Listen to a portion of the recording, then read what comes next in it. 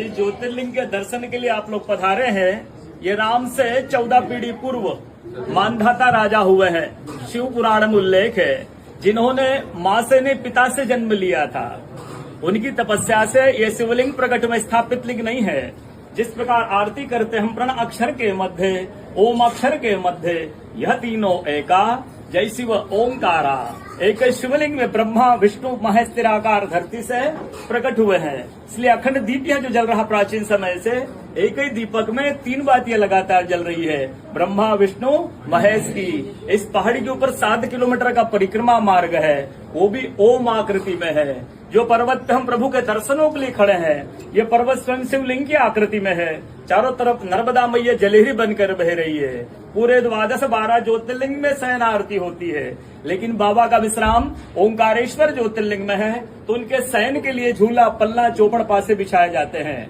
बाबा यहाँ विश्राम करके 3 बजे रात उठकर महाकालेश्वर जाएंगे, वहाँ स्नान करेंगे। इसलिए वहाँ का भस्म आरती प्रसिद्ध है, यहाँ का शयन आरती प्रसिद्ध है। शिव पुराण में भी कथा आती है, महिलाएं 16 सोमवार व्रत करती है, उसमें भी कथा आती है। क्या कथा आती है? प्रतिदिन भोलेनाथ आते हैं, माँ के साथ विश्राम करके ब्रह्म मुहूर्त में उठकर चले जाते हैं। एक दिन जब भोले बाबा माँ के साथ पधारते तो माँ पुजारी से पूछती है, पुजारी हम विश्राम के लिए जा रहे हैं, चौपड़ पासे में किनकी जीत होगी? पुजारी बोलते कि आज भोले बाबा जीतेंगे।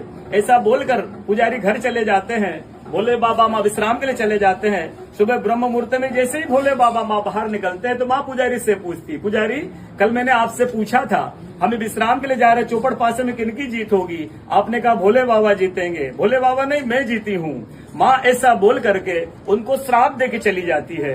उनके तुरंत पश्चात अप्सराएं शिवलिंग पे जल चढ़ाने आती, तो अप्सराएं पुजारी से पूछती, पुजारी अस्वस्थ क्यों हो गए? आप तो ठीक थे। फिर पुजारी बताते हैं, प्रतिदिन भोले बाबा माँ के साथ विश्राम करके चले जाते थे। कल भोले बाबा माँ के साथ पधारे, माँ ने मुझसे पूछ लिया, पुजारी हमें विश्राम के लिए जाएंगे, चौपड़ पासे में किनकी जीत होगी? मैंने कहा भोले बाबा जीतेंगे। भोले बाबा ने माँ जीत गई, माँ मुझे श्राप देके चली गई। अप्सराएं बोलती, चिंता न करो, हम अंदर जाकर शिवलिंग की पूजा करके आते, फिर इसका उपाय बताएंगे। अप्सराएं अंदर जाकर के शिवलिंग की पूजा करके बाहर आकर बोलती, पुजारी आप 16 सोमवार व्रत कीजिएगा, व्रत करते ही स्वस्थ हो जाएंगे, व्रत करते ही ठीक हो जाएंगे। ये वो कथा का दर्शन प्रतिदिन होता है। पूरे 12 ज्योतिर्लिंग 12 ज्योतिर्लिंग में ओंकारेश्वर ही ऐसा ज्योतिर्लिंग है, जिसके दर्शन के पश्चात कोई महानदी का दर्शन होता है, जिसके तट को छूकर कोई महानदी बह रही है। आप काशी जाएंगे, गंगा जी दूर है।